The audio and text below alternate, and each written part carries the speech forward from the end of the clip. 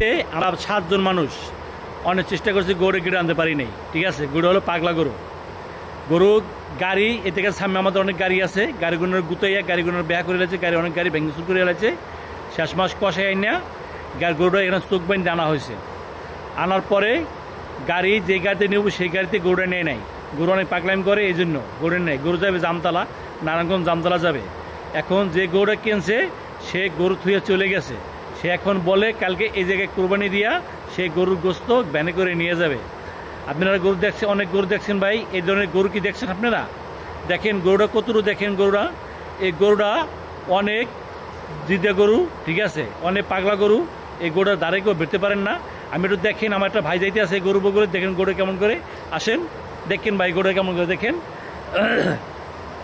এই দেখেন ভাই, দেখেন গরু কীভাবে করতেছে, দেখেন ভাই, দেখেন। ওই দেখেন ভাই, দেখছেন ভাই, দেখছেন, ওই দেখেন ভাই, দেখছেন কীভাবে করতেছে গরু। এটা হলো পাগলা গরু ভাই। এটা নিতে চাইছিল জামতলা নিতে পারে নাই।